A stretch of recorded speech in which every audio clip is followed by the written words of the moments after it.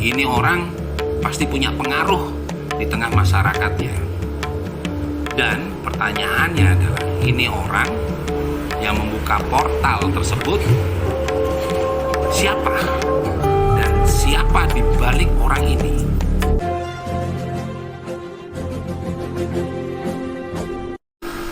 Beberapa hari lalu, di saat saudara kita umat Hindu merayakan Hari Nyepi, ada dua kejadian intoleransi yang terjadi di pulau yang dianggap toleransinya tinggi, di negeri yang berpancasila, berbhinneka tunggal ika, yang harusnya hal tersebut tidak terjadi.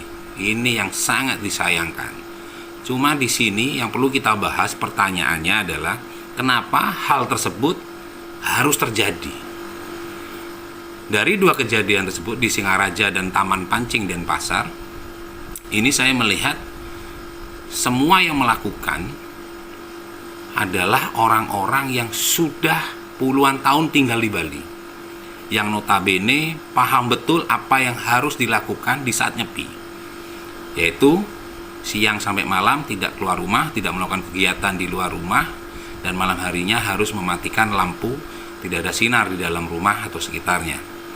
Tetapi yang terjadi di dua tempat tersebut, salah satunya di Singaraja, ada orang yang memaksa membuka portal melawan pecalang, bahkan menantang Kapolda dengan mengajak beberapa masyarakat masuk ke pantai yang jalurnya ditutup oleh portal, dan dia memaksa membuka sambil teriak-teriak menantang Kapolda dan memancing konflik dengan pecalang. Syukurnya si pecalang tidak terpancing. Syukurnya orang Bali tidak mudah terbawa emosi. Itu untungnya kita bertemu saudara yang sabarnya luar biasa. Salut untuk orang Bali. Di sini saya melihat orang yang membuka portal ini, saya lihat bukan orang sembarangan. Kenapa?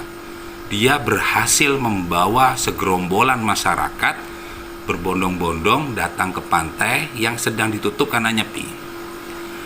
Secara psikologi publik, masyarakat pasti memastikan tentang keamanan mereka. Pasti mereka tahu dampaknya, apa yang akan terjadi ketika mereka keluar di siang hari saat nyepi menuju pantai tersebut.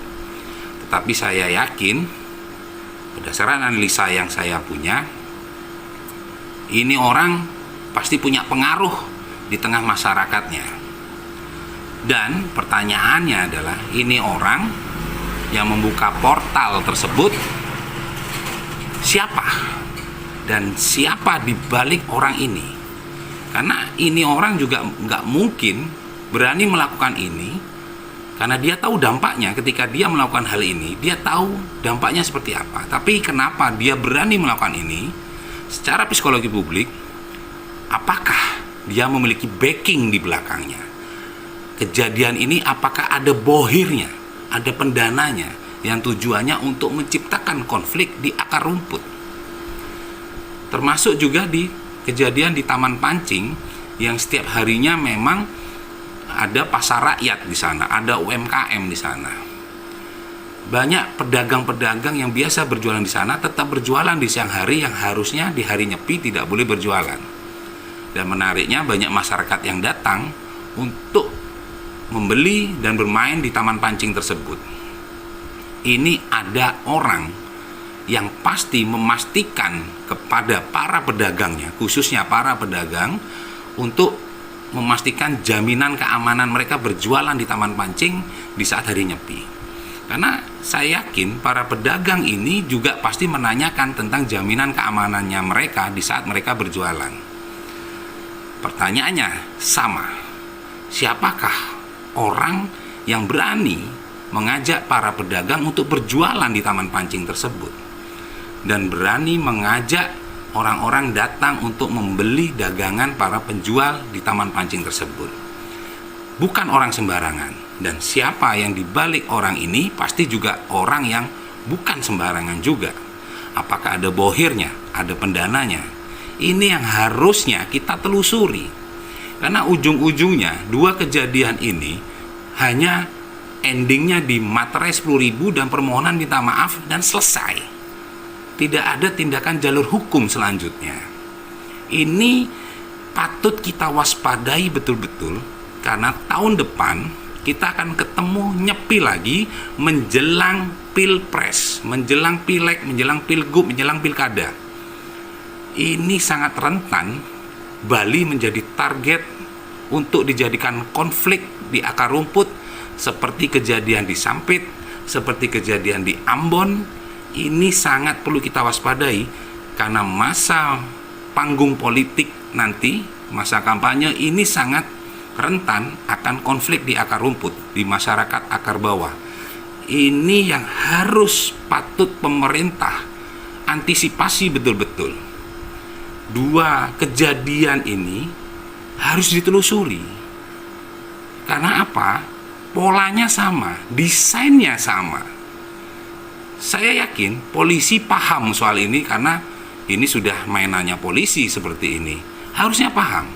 Pembunuh yang tidak ketahuan jejaknya aja bisa ketahuan, bisa ketangkap kok pembunuhnya, apalagi hal seperti ini. Harusnya kalau ditelusuri secara serius, ini bisa terselesaikan.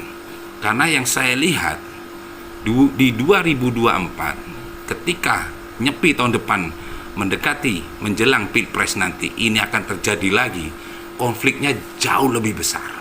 Ini bom waktu, ini sangat menjadi berbahaya bagi stabilitas nasional.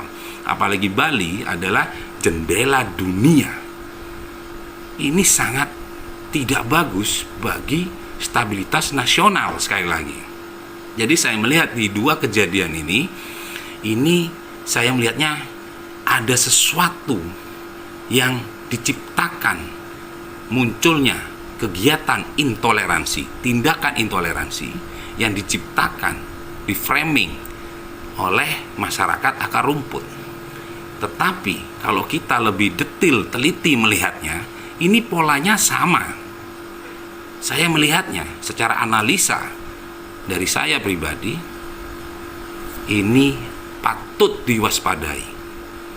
Jadi ini bukan hanya sekedar sesederhana kita melihat ada tindakan intoleransi dari beberapa oknum masyarakat yang mengatasnamakan dari kelompok muslim. Ini sangat berbahaya sekali. Ini akan terjadi penciptaan konflik antar agama di akar rumput. Di 2024, permainan politik identitas akan tetap dimainkan. Pola seperti ini bisa menjadi pemicu untuk mendukung tujuan menciptakan konflik antar lintas umat beragama. Pemerintah, aparat harusnya sensitif melihat hal ini. Saya sebagai rakyat sipil sangat mengkhawatirkan hal ini menjadi pembiaran. Materai 10.000 permohonan minta maaf tidak bisa selesai sampai di situ. Selidiki siapa orang, kelompok, tokoh di balik kejadian di dua tempat tersebut. Ini bukan hal spontanitas, ini bukan suatu hal kebetulan. Desainnya sama, polanya sama. Mari kita jaga Indonesia tetap NKRI yang berpancasila, berbineka tunggal ika di bawah payung hukum Undang-Undang Dasar 1945. Merdeka, merdeka, merdeka. Salam Petanesia, Indonesia berbudaya.